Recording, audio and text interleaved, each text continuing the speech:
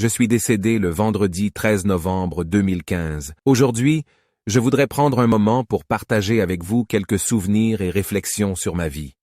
Comme vous le savez probablement déjà, je suis décédé le vendredi 13 novembre 2015, laissant derrière moi une carrière musicale qui m'a apporté tant de joie et de passion.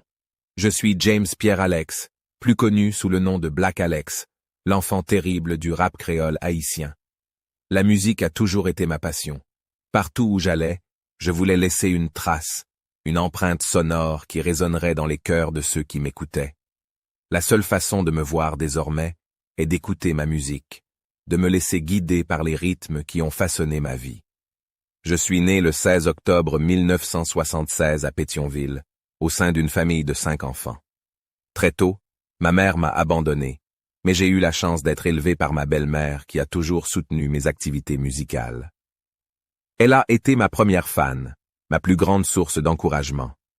Dans ma jeunesse, je me suis également passionné pour le football. Mais à l'âge de 18 ans, lors d'un spectacle donné par le groupe Sweet Mickey à Place Boyer, j'ai dévoilé mes talents de chanteur. C'est à ce moment-là que Fred Lizer, qui était présent lors de ce spectacle, a eu l'idée de former un groupe musical. Ainsi est né King Posse, avec moi-même et 3 autres chanteurs talentueux, Sami B, Haitian Buju, Bouddha Ranks et Don Chove. Pendant 10 ans, j'ai fait partie de King Posse, et cette expérience a été extraordinaire. Nous avons connu de nombreux succès ensemble, créant une musique qui a fait vibrer nos fans et a marqué notre époque. Mais après cette décennie de collaboration, j'ai décidé de fonder mon propre groupe, Afuna. Wyclef Jean, un artiste haïtien international, m'a beaucoup aidé dans la réalisation de mon album. Je lui suis éternellement reconnaissant pour son soutien.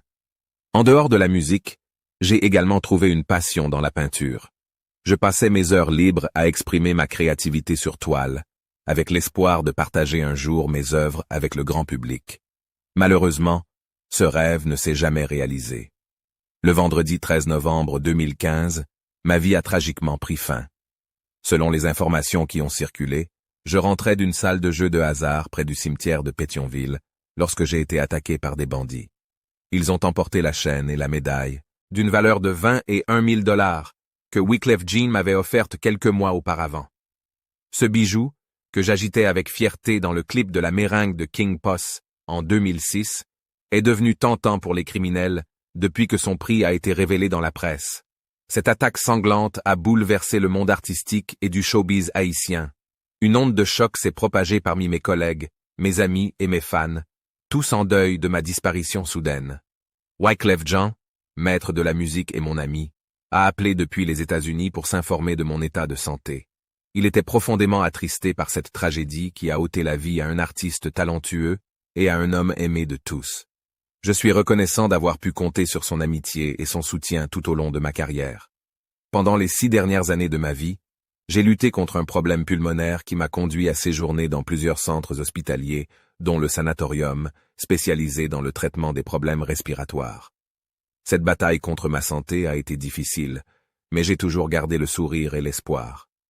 L'année dernière, après une hospitalisation, j'ai publiquement renoncé à la drogue et à l'alcool, déterminé à prendre soin de moi-même et à vivre une vie plus saine. Ma passion pour la musique m'a amené à collaborer avec de nombreux artistes talentueux, en prêtant ma voix à des albums à succès tels que ceux d'Haïti Toubadou et de plusieurs meringues carnavalesques.